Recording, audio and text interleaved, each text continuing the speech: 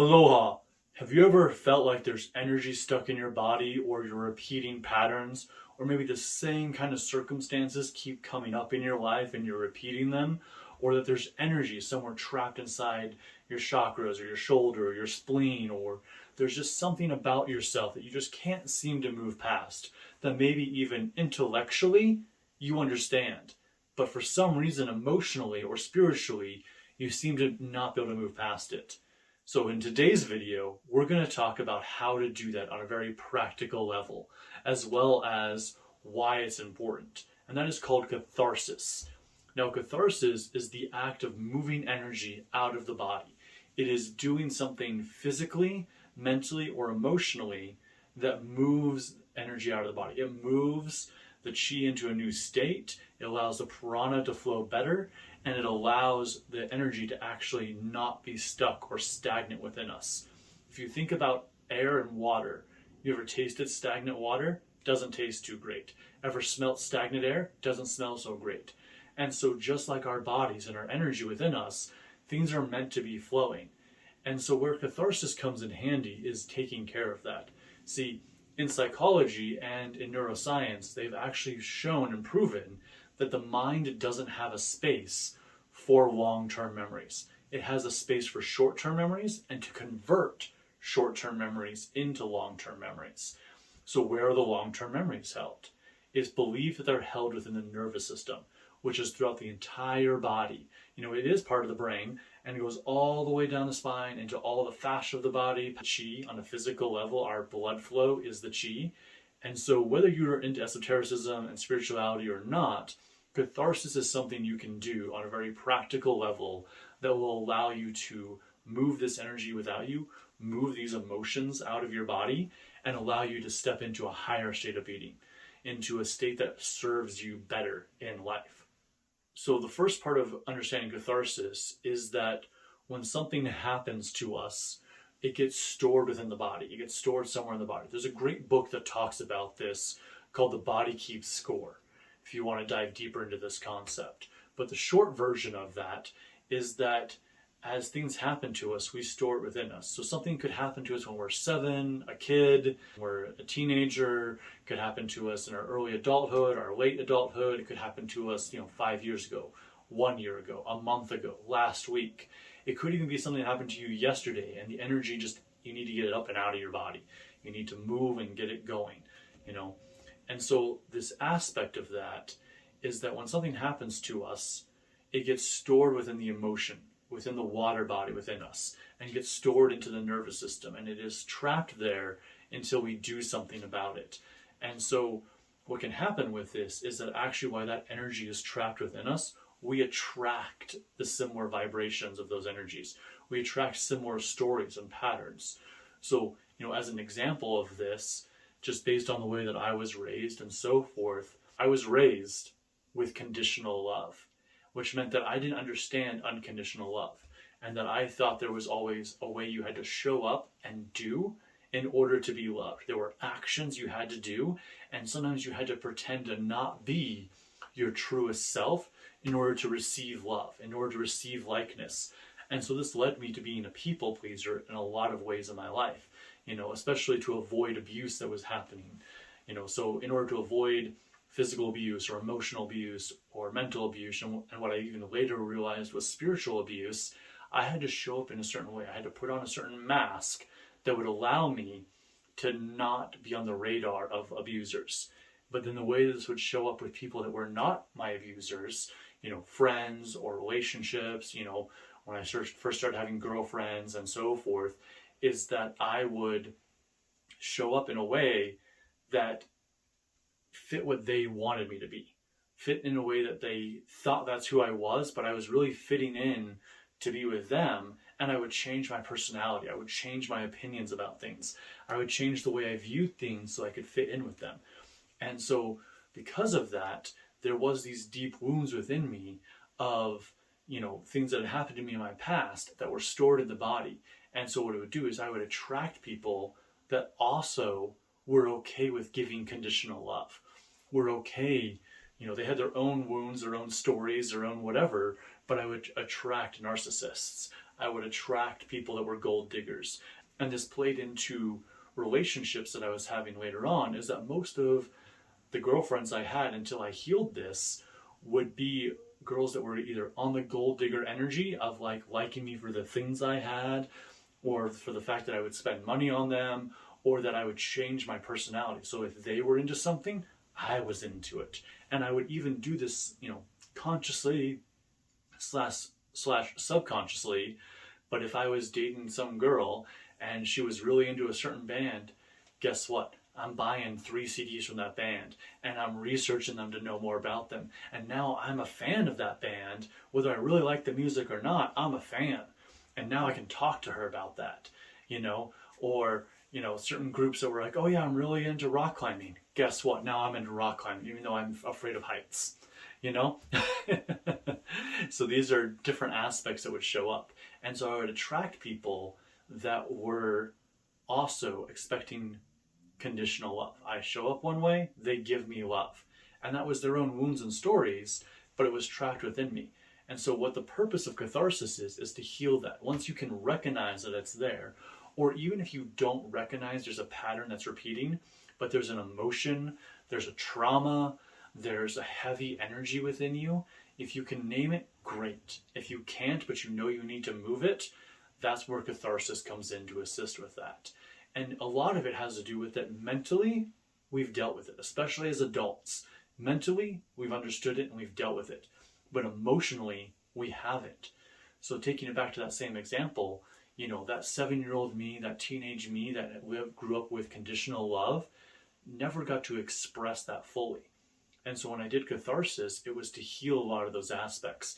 And it was to heal some of the bullying that happened and heal some of the abuse that I went through as a kid and some of the abuse I went through as a teenager. And so the way catharsis works is you pick an activity that you're going to do. Now, this is an activity that's going to pull energy out of you, whether it's physical energy or whether it's emotional or creative energy. It's going to pull that aspect out into you. Sometimes when you think about the most beautiful painting out there in the world, or like a really cool song, or things like that, sometimes those are written by someone that is in Great Depression, and they've put their energy and their soul into that creation, into that artwork, and it's come out this much beautiful thing because part of their soul was a part of it, but they've also healed by doing so. And so catharsis can be working out. It can be going for a jog. It can be walking. It can be creating something. It can be screaming. It can be screaming into a pillow. It can also be like digging a hole and then filling the hole back in. It can be taking a board and hammering nails into it and then pulling the nails back out. Now, it's not just this attitude of like, okay, I'm hammering some nails into a wall so I can pull them out later. It's like, no, you bring to mind the thing that hurt and you focus on it. And so this is something I do when I go to the gym, is I focus on that a lot, or when I've done very deep catharsis, it was moving this energy out. And so one of them that I really worked on was this concept, and I've shared it a couple of times in other videos, is that I was jumped and beat with bats in my teenage years. I was in not the greatest part of downtown Independence and walking around, and I did get jumped, and some guys beat me with bats and stole all my money. And then when I came home to try to talk to my parents about it, I had missed curfew. I was late. And what did they think right off the bat? Oh, I must have been off with some girl making out with her somewhere and lost track of time. And so I didn't get to explain what had actually happened to me, and they just thought that I was off making out with someone. And yeah, for some reason, there were no bruises on my face, but it's because I got hit in the back or the side with the bats, and I didn't feel like I had a relationship close enough with my parents to actually be like, no, this is what happened, and da-da-da-da. That's a deeper thing of what had happened with them and why I didn't feel like I could trust them or talk to them about what really happened. Because their immediate assumption of, oh, you must have been off breaking the rules in some other way with some girl or blah, blah, blah, something like that. And so never getting to express that. So what I did is I took that event, that entire event of what happened to me, and relived it and acted from that state of like, one, what I would do to help myself, but just feeling the emotions, feeling the anger and the frustration of being attacked, the injustice of being attacked, the sadness from that, the sadness and injustice that I couldn't actually talk to an adult about it, that I couldn't share with anyone other than my other friends. And even then, some friends were like, really, that happened? That's so sad. I'm so sorry. But what were they going to do about it? They weren't equipped to like actually, coach me through that or provide therapy, And so I would take this to what I call deep hiking. And this is what I had a teacher later teach me, my very first shamanic teacher. And it was, you'd go up a trail, you'd hike up this really long trail early in the morning, and then you would dig a hole in the ground.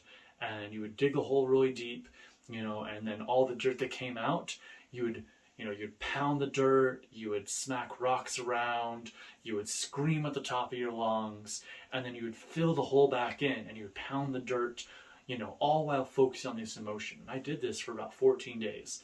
The other part of this 14-day process that he challenged me to do was to scream every day, whether that was screaming into water so I didn't damage my throat or screaming into a pillow, and that's what I would do. And so for an entire 2 weeks straight, every day I would hike this trail, and then I would dig the hole and I'd pound and I would scream, and all while focusing on that entire event until the event just became facts. Like, it holds no weight in my life anymore. It's the same as like, yeah, this morning I had eggs for breakfast. Yes, when I was 14, I got jumped. And then later, right now, I'm recording a video. And then after this, I'm going to be doing some editing and preparing for a coaching call later. Like, those are just facts of the day. Now, yes, do some of those things of like recording this and editing and preparing for my coaching call excite me more than eating eggs or, remembering that I got jumped once upon a time? Yes, but at the same time, they all hold a very similar vibration of, they're just facts, they're just things, and that's when you know the catharsis has been completed. So some of the aspects you can do to truly move this is, first, bring awareness to the event, bring awareness to the energy. And even if you're like, I don't know what event caused this, I don't know what this is, I just know I'm stuck, or I just know I'm angry, or I'm sad, that's enough. That's all you have to do. Or you're like, you know what? There is something stuck in my solar plexus. There's something stuck in my throat chakra area, or I just feel very, very cloudy in the mind and I just can't seem to get past it. It's go, okay, I'm cloudy in the mind. There's something stuck in my throat chakra. There's something stuck in my heart chakra, whatever it is. And then you go and do a cathartic act. And so this could be hiking. This could be going to the gym. And I've done this with other aspects of my life, other abusive things that happened to me in my home, was that concept of like, sometimes I would go to the gym and I would focus on one event. And sometimes that event got covered in a single set. Sometimes it was the entire day of working out. Sometimes it was an entire week or a month of going to the gym to move that energy. But you bring that to the mind. And so, you can go to the gym. You can do Tai Chi, Qigong. You can go hiking. You can scream. If you're going to do screaming, I highly recommend for 14 days, screaming into a pillow, screaming out loud, screaming in your car. You can also dig a hole. You can paint. You can create something. You can make music. You could build something. Even if it was abstract, if you just have some boards laying around, you can, drill them together, try to create a garden box or something else, or just create something. Go build a fence. The other part of this is like by creating something like music or art or a video or even just journaling about it. You can flip on your phone camera and talk it out with yourself and just have it talk to yourself as a video journal. And then go, okay, now that I've done that, I'm going to go for like a 3-mile walk, just outside in nature, or I'm going to go wash my car. I'm going to go clean the dishes.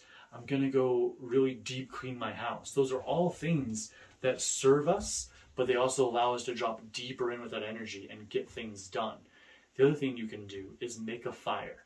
So you can make a fire, have a little campfire out in a campground or maybe your backyard if you got a fire pit or, somewhere someone else does, somehow figure it out. Make a fire and then you stare at the fire. And you can scream at the fire, you can talk to the fire, You can literally say, I don't know what this stuck energy is, but I'm giving it to the fire. I don't know why I feel this way, but I give it to the fire to let it be burned up and let it be created and let it be into the fire. And the fact that you built the fire, you know, the wood, the log, and you're tending the fire, and you're adding to it, and you're keeping it going, gives you warmth, light, but also you created something. You created beauty.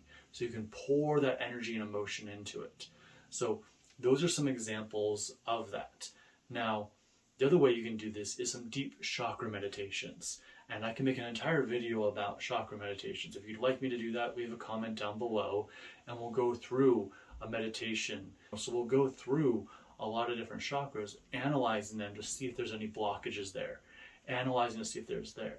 If you want to start this process on your own, you can focus on one chakra and imagine a lotus flower appearing.